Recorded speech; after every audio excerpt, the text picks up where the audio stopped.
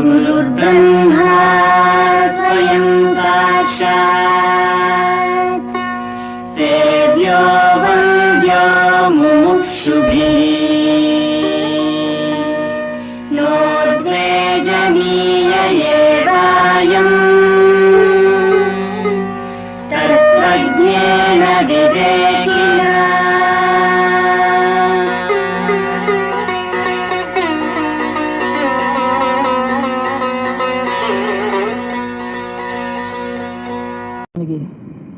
ఓం నమ శివాయ అదొక మహామంత్రం. ఓం నమ శివాయ, ఓం నమ శివాయ ఎప్పుడా మంత్రం. ఇంకా టైం లేకపోతే శివ శివ శివ శివ శివ శివ శివ శివ అంటే వసి వసి అవుతుంది. ఎందుకంటే లోకాలు ఇంద్రియములన్నీ వశమవుతాయి, లోకం మీకు వశమవుతుంది. అదొకటి. శివం అంటే భద్రం, కళ్యాణం, మంగళం, శుభం అని అర్థం. శుభాలన్నీ శివశబ్దంలో ఉన్నాయి. ఆ శివశబ్దంతో హనుమంతుడికి నమస్కరించవచ్చు, విఘ్నేశ్వరుడికి అదే నమస్కారం చేయొచ్చు, మహాలక్ష్మికి శివ అంటేనే నమస్కారమే.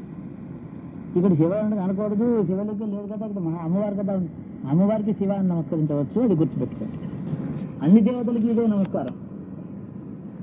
అన్ని రూపాల్లో ఉండేటువంటి తత్వం శివతత్వమే.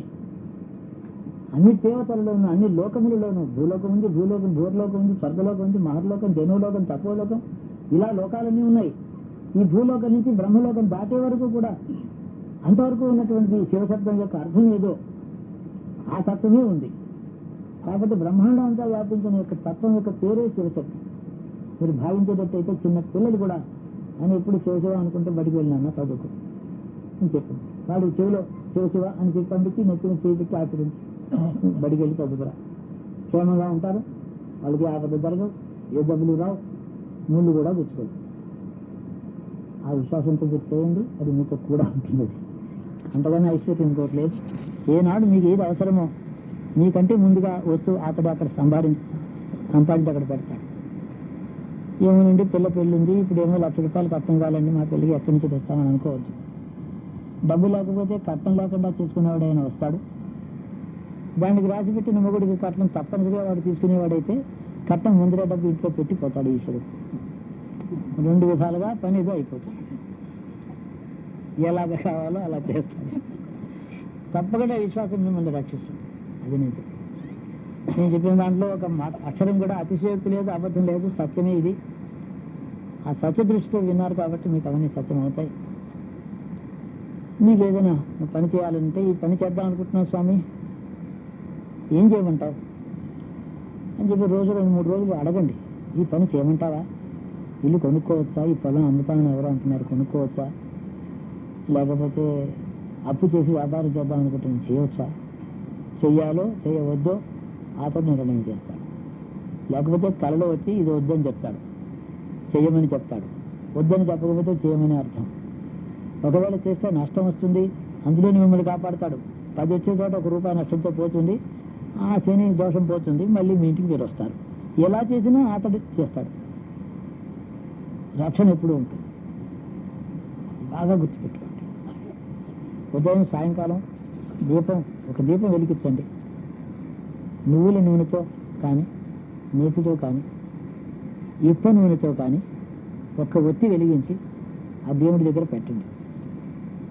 ఆ ఇప్ప నూనెతో ఒక ఒత్తి అక్కడ పెడితే అన్ని దోషాలు ఆ ఇంట్లో పోతాయి. ఆ ఇంట్లంతా కూడా మహాలక్ష్మి నిలబడి ఉంటుంది. ఇల్లంతా మహాలక్ష్మీమయంగా ఉంటుంది. మీకు ఆశ్చర్యకరమైన విషయంలో మీకు అర్థం కాని విషయాలు జరుగుతూ ఉంటాయి మీ క్షేమం కోసం. మీ ప్లాన్ ప్రకారం కాదు, ఈశ్వరుడు ప్లాన్ ప్రకారం జరుగుతూ ఉంటుంది. ఆ తర్వాత ఇప్పుడు నువ్వు ఒక్క దీపం అక్కడ పెట్టండి. ఇదిగో నీకు దీపం చూపిస్తున్నాను, సంధ్యా దీపం నమోస్తుతే. అమ్మా సంధ్య వేళ అయింది, నీకు అంత దీపం పెట్టాను, సన్నిధి చెయ్యి, ఇల్లంతా నువ్వు నిండిపోయి ఉండు. ఈ వెలుగు అన్ని గదుల్లోకి ఎలా పెడుతుందో, ఈ గదిలో వెలుగుందంటే ఆ గుమ్మల్లోంచి కొత్త వెలుగు పక్కగా వాటాలోకి పెడుతుంది. ఆ కిటికీలోకి ఆతల గదిలోకి వెలుగు పెడుతుంది. వెలుగు ప్రవహిస్తున్న చోట్లేదు. ఆ విధంగా ఈ దీపం నా ఇంట మహాలక్ష్మి ఇప్పుడు ఉండాలి అని విశ్వాసం పెట్టుకోండి. ఇది మన సాంప్రదాయం. ఎవరు ఏ మతస్థులైనా ఏ కులస్థులైనా భగవంతుడే అతన్ని మన దగ్గరికి పంపించాడు అనే భావంతో ఆదరించి అన్నం పెట్టండి. చేతనైన ఏది ఉంటే అది పెట్టండి. అది మనం ఇలా జీవిస్తే ఇతర మతస్థులకు కూడా మనం ఆదర్శప్రాయంగా ఉంటుంది. మనలాగా వాళ్ళు ఉండలేకపోతే మనకి గురు స్థానం, వాళ్ళకి శిష్య స్థానం వస్తుంది. మనతో నేర్చుకుంటారా ఈ ధర్మం ప్రచారం అవుతుంది. రెండు లాభం మనకి. సుఖంగా ఉండండి. శుభం భూయాత్.